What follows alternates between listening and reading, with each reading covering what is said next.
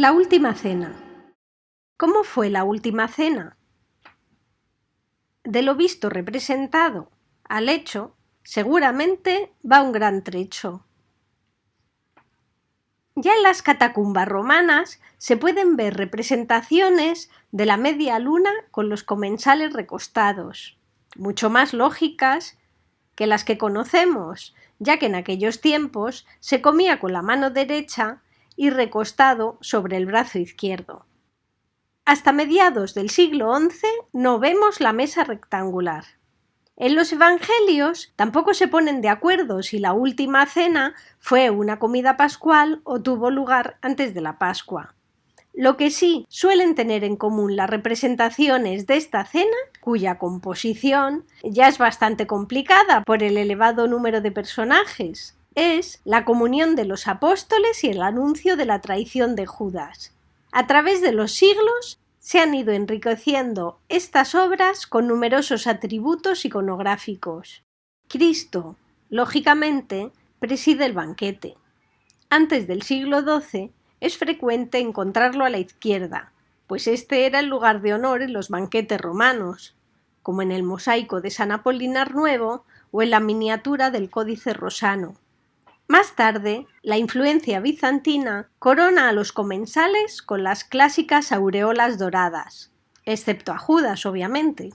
Desde mediados del siglo XII, Cristo, identificado por el nimbo crucífero, aparece en el centro de la escena y los apóstoles se distribuyen simétricamente a su alrededor.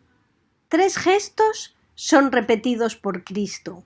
Entrega un bocado a Judas, o moja en el mismo plato que él, signo del anuncio de la traición, bendice o eleva el cáliz, simbolizando la institución de la Eucaristía, y da la comunión a los apóstoles. Pedro, al que se le representa como un anciano desde las representaciones paleocristianas, suele estar a la derecha de Cristo. A menudo porta un cuchillo, presagio de que negando a Cristo cortará la oreja de Malco. San Juan, el imberbe, es el más joven de los discípulos. Aparece recostado sobre el regazo de Cristo. Uno de ellos, el que Jesús amaba, estaba reclinado a la mesa en el seno de Jesús. Juan 13:23. La fealdad de Judas representa el mal. A menudo va vestido de amarillo para simbolizar su culpa y mete la mano en el plato de su Señor. Obsérvense en estas miniaturas nórdicas cómo un pequeño diablo entra por la boca de Judas, según las palabras del Evangelio de San Juan. Detrás del pan entró en él Satanás. Juan 13:27. A Judas también se le puede identificar por el saco con las 30 monedas de plata por las que vendió a Cristo, motivo que se suele ocultar al resto de los comensales. En las representaciones románicas suele estar apartado del resto, en primer plano y con el gesto de recibir de manos de Cristo un bocado de pan. Aquel a quien yo dé este trozo de pan, Juan 13:26, o mojando en el mismo plato de Cristo.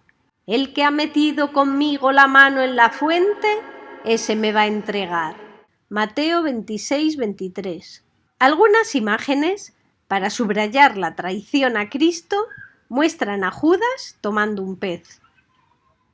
A partir del siglo XV, la última cena es el tema de moda para decorar los refectorios monásticos. Las 3 fórmulas iconográficas desarrolladas a lo largo de la Edad Media, consagración, comunión de los apóstoles y anuncio de la traición de Judas, evolucionan y se revisten de solemnidad. Seguramente, la mejor representación de la última cena es la de Leonardo da Vinci, para el refectorio de Santa María de las Gracias, Milán. Contrasta la serenidad de Cristo con el dinamismo de los apóstoles, que reaccionan al escuchar: «Uno de vosotros me traicionará». El clima que se genera es teatral. Leonardo siempre repetía una máxima a sus discípulos: «Fijaos en los predicadores. Como en un juego, fui descifrando el gesto, la actitud de los personajes, vinculándolos a sus más famosas anécdotas y comentarios. Ha sido como recorrer a la inversa el genial planteamiento de Leonardo. Felipe, el apóstol que devolvió mal por mal y pasó 40 días en el purgatorio, se inquieta. ¿Seré yo, Señor? Santiago el Mayor dice: Hermanos, no habléis mal los unos de los otros. Si tú juzgas a la ley, no eres cumplidor de la ley, sino juez de ella. Mientras no vea yo la marca de los clavos en sus manos y meta mi dedo en las marcas y mi mano en su costado, no lo creeré, repuso Tomás el incrédulo. Mirad, este es el Mesías esperado y anunciado por los profetas, exclama Mateo en su continuo empeño por demostrar que Jesús es el Mesías anunciado en el Antiguo Testamento. Dicen que Leonardo prestó su imagen a San Judas Tadeo, patrón de los imposibles. Ayuden a los que tienen dudas. La frase de Simón Celote hace referencia a su muerte junto a Judas Tadeo, a manos de los pontífices paganos en Samir. Que Dios os conceda la gracia de la conversión y a nosotros el honor de morir mártires. Vio Jesús que se acercaba Nazael, así llamaban a Bartolomé, y dijo de él: Ahí tenéis a un israelita de verdad, en quien no hay engaño. Le dice Nazael: ¿de qué me conoces? Con las manos posadas sobre dos hermanos, San Andrés y Simón Pedro, Santiago el Menor, quien correspondió a la crueldad de los que le mataban a pedradas, orando por ellos: Si mi Señor quiere. Andrés le dijo a su hermano Pedro que había encontrado el Mesías y lo llevó ante él. Entonces Jesús nombró discípulo a Pedro también. Simón Pedro, con su cuchillo a la espalda, jura en la última cena no apartarse de Jesús.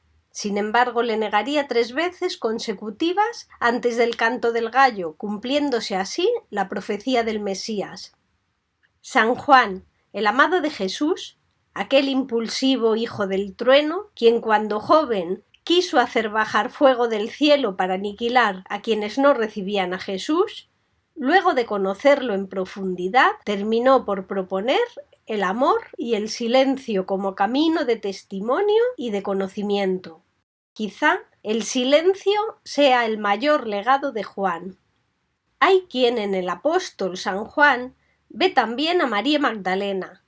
Aquí tengo que advertir que su andrógino discípulo Salai posó para cualquiera de los dos personajes, e incluso en este caso yo me aventuraría a suponer que Leonardo, siempre tan perfeccionista, usaría su propia obra y cartones anteriores como modelo de este personaje. Judas Iscariote, en la sombra, con la bolsa de monedas ya cobrada su próxima traición, todavía pregunta cínicamente: ¿seré yo, Señor?, mientras mete la mano en el plato de su Señor. Hay algo en el rostro de Judas, su nariz partida, su pelo rizado y su barba mezquina, que a mí personalmente me recuerda a un artista que en aquella época ya rivalizaba con Leonardo, Miguel Ángel Buonarroti. Vean ustedes y juzguen.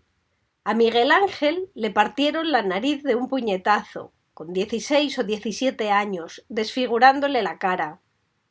Este es un primer boceto de la Sibila cumana que pudo estar basado en su autorretrato. ¿No le encontráis algún parecido con este depravado personaje? Por último, llamar vuestra atención sobre la puerta que un avispado prior, al que le gustaba la sopa muy caliente, mandó abrir en el muro bajo la figura de Jesús, haciendo desaparecer sus pies.